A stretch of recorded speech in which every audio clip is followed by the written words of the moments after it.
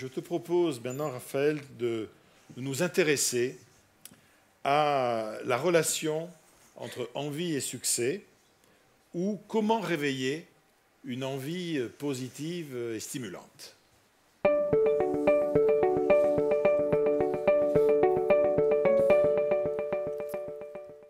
Comment expliquer que dans certaines situations porteuses de sens, nous soyons motivés, stimulés, comme vibrants d'énergie, alors que d'autres nous vident de toute cette belle énergie?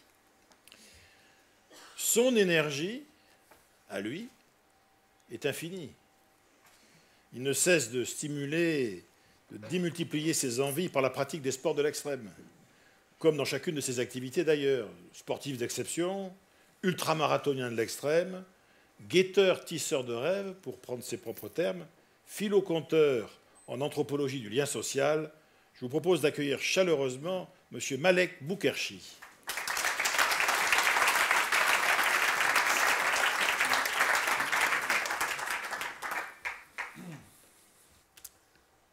Bonsoir à toutes et à tous.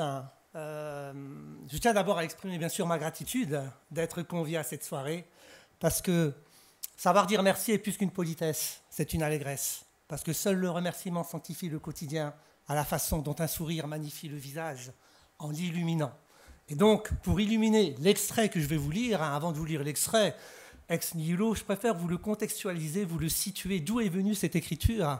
Et la genèse de l'écriture vient tout simplement de l'exhortation inspirante d'un grand poète que vous connaissez tous, parce que je crois beaucoup en la poésie. Et au-delà du poète, ça a été un père. Et il exhortait ses enfants de la manière suivante, je parle d'Alfred de Musset. Il disait ceci: pour réussir dans la vie, retenez bien ces trois maximes. Voir, c'est savoir. Vouloir, c'est pouvoir. Oser, c'est avoir. Attention, volonté, audace. Voilà peut-être trois ingrédients structurels de nos envies positives, de nos envies heureuses, de nos envies qui permettent de faire en sorte que nos pas en avant restent des pas en avant. Et je suis parti de là alors pour écrire mon article, de ces trois ingrédients structurels qui permettent tout simplement de réveiller la passivité, de bousculer l'inertie, de refuser toute démission et de suspendre toute activité de résignation. Et alors, à côté de l'envie positive que j'ai appelée HELP, acronyme qui veut dire aider, céder, envie libératrice patience, et le côté, on va dire, positif de l'envie, il y a forcément un côté négatif, un côté obscur que j'ai intitulé aïe, parce que ça fait mal, EII, que je vous laisserai découvrir à travers la lecture dans l'ouvrage. Alors, au lieu de critiquer ce qui va mal, tendance moderne de nos sociétés d'abondance, exaltons ce qui va bien, et je vous propose alors un extrait sur l'envie positive, l'envie libératrice patience, que j'ai intitulé HELP.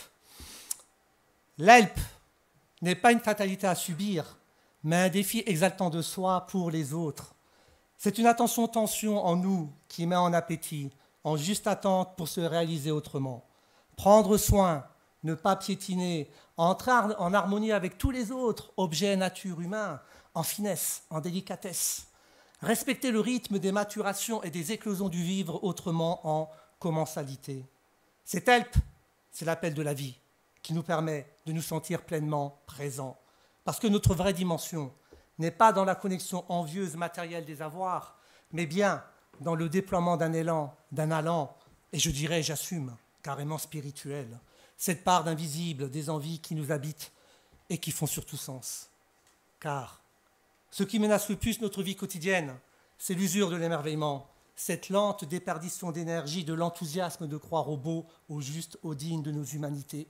Raison de plus de solliciter l'HELP, cette envie libératrice patience, comme on sollicite un muscle avec patience en lui faisant régulièrement un peu d'exercice. Car ce qui dure vient d'abord de ce qui endure.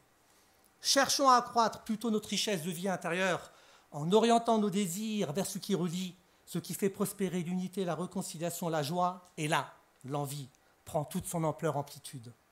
Réapprenons l'art du rythme et du temps. Nous redécouvrirons grâce à l'HELP posée la saveur délicate de toute chose et par la constance de l'effort, la pérennité des résultats souhaités au nom de nos harmoniques vibratoires.